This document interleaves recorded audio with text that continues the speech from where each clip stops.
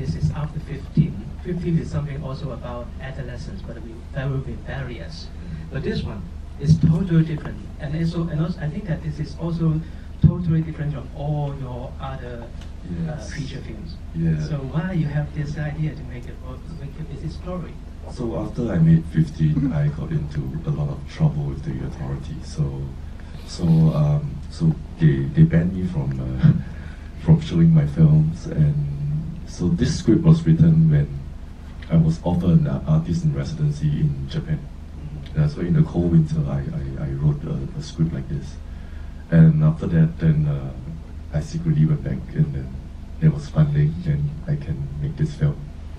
So this is a part of I think I made this when in a very difficult time of my life. Yeah. So when I first saw the 15 minutes, I had to go outside and smoke one cigarette because traumatizing. Yeah. So I know that this is also the first film, and that's the first Singapore film which is have the funding from Japan. Yes, this was the first time. Yeah. So I think NHK, there was a pitching in Busan International Film Festival, if I'm not wrong. Yeah, and they liked the script, and we further developed the concept, and this is how we came about with this film. Yeah. So can you tell us something or share about why you have this idea? Okay. So I think after 15, it was a very strange feeling, because I was showing a Singapore story, but yet I was denied to show and continue telling the story, and many a time at night I couldn't sleep. Yeah, and always around for something. That's where it becomes very difficult. And one of my medical friends told me that 4:30 is actually the highest, the most dangerous time whereby the most number of people commit suicide. So that became one of the concepts for me to develop, and it's also in this very quiet environment I can really speak to myself. Yeah. So and hence you have probably the quietest film I've ever done. Yeah. And I'm curious about the casting. Yes. Because this is a two main very important character. Yes. And then how you find these two guys? The Korean actor was through Busan International Film Festival. So really wanted to cast this actor, but he's a comedian. So it was very traumatizing for him to do this. Yeah. And then the little boy is somebody that I've worked with. Before that, he did a small little short film which is about some horror thing. I really like him because he's very hyperactive, and so we went through a few rounds and finally decided to settle with him. Yeah. So the dynamic was actually quite interesting. So in the film, and when they are not filming, they are not allowed to talk. Yeah. To continue to have that kind of very awkward feeling. So they really only meet on the film set itself. Yeah. Yeah. So, but I know that the Korean guys, they only add this film, and after that, I couldn't find any information. Yeah, maybe this film destroyed him. Yeah. Because I'm curious to find information about that, but I found that it's only adding. Yeah. So what was very interesting was that because the boy can always deliver on cue, like first take, second take, he will nail it. So the Korean actor became very nervous. So they will ask, today how many marks I will get?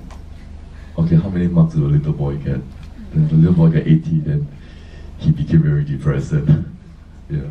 And I know some of the audience will watched 24 before. Yes. And there's something which you especially put the same things, same scenes in 24. So why you have this idea?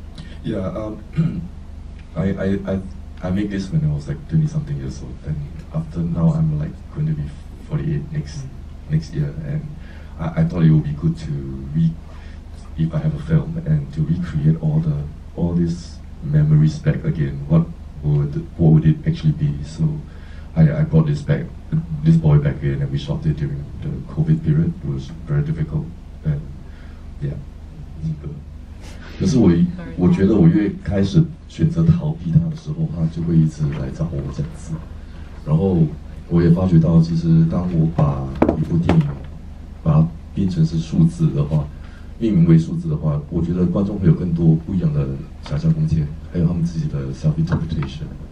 然后就不知不觉，然后就慢慢的全部的电影都是数字有关这样子。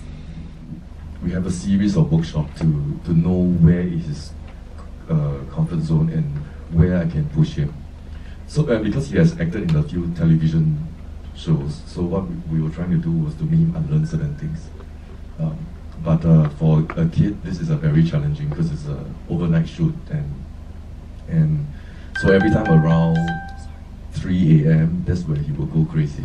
We have to manage him, and he said he doesn't want to act and things like this. So it's really understanding him and giving him the space to when to unwind, and after that we go back into the filming again. So as much as possible, we try to film it in chronological order, so that it'll be easy for him. So the last scene where he cried was really on the last day, yeah. And he just asked me to school him in the most hurtful manner, and he just really delivered. And after that, he went to the room to cry even more. Yeah. Beijing working. So this Korean guy is obviously he's not the real father, even though the boy would love him to be, and he says so in the school report. So, but this guy is the mother's boyfriend, but they broke up. But she entrusted him to look after her son. No, I couldn't quite get what's the situation there. Can you explain that?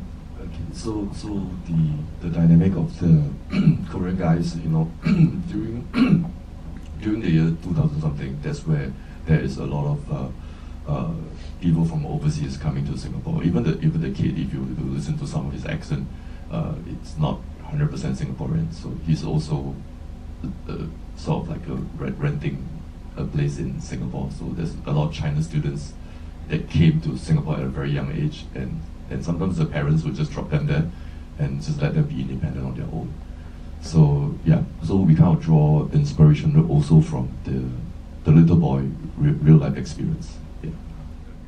So what we usually would do would be, for example, if we are going to have like a certain scenes of how we're going to act already, then we will sort of recreate a certain scene, and just to see how the actor will actually react to the thing. But they for the kid, because I know that he will pre-program certain movement and emotions based on the workshop that we already had already. So that's why I think after the first week we decided that they both actors will not see the script. Yeah. So we'll tell them this is the scenario, and yeah. So during the workshop we will have something similar. How would you do if there's an orange juice over there? What would you do? So there's a lot of communication between us, the director, as well as the DP. So from there on, that's where we start to plot the scenes. Yeah. Thank you. Well, when I got into trouble with the censorship, it was like 25, 26, and that's where your emotion got the strongest. And that immediate emotion was you are rejected by your own family, which is your country, and so that was something that I was just trying to reconcile with.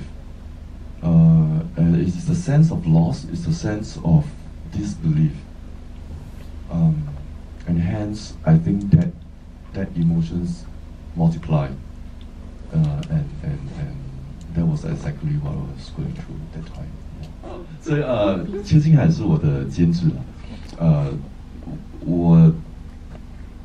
我是因为拍了15那个短片之后呢，然后邱金海一直就是跟我说你应该开始拍长片的，所以他一直鼓励我拍，所以我就拍了第1部之后呢，然后第2部他讲说你想要拍什么类型的影片，然后我想拍一部比较安静的一部影片，所以他一直扮演着那种一直鼓励我去拍长片的一位mentor。其实我也是一个比较不大喜欢拍长片的，我喜欢拍短片，然后拍得很舒服短片，然后所以他一直在鼓励我啦，就是所以他这连续3部都是他在，就是我的监制，然后我也在没拍戏的时候，在他的广告公司里面做他的那个导演这样子，拍广告这样。No, I think it's a very good experience to revisit. Actually, there are certain things that I've forgotten already, but today I managed to reconnect with my memories. Yeah, so I have to say thank you, and thank you for being a part of this special time travel experience with me. Yeah.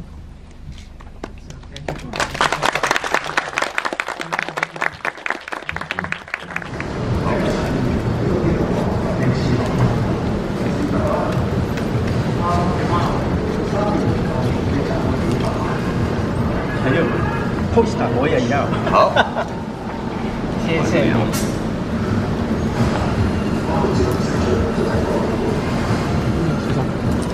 没功，辛苦一张了。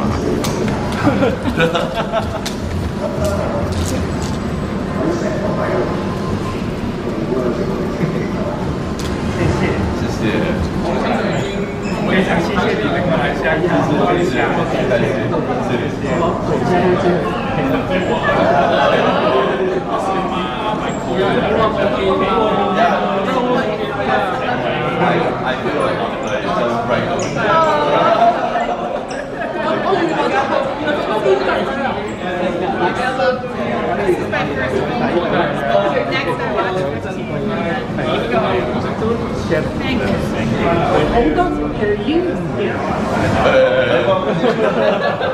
那我请你喝酒走。好奇怪。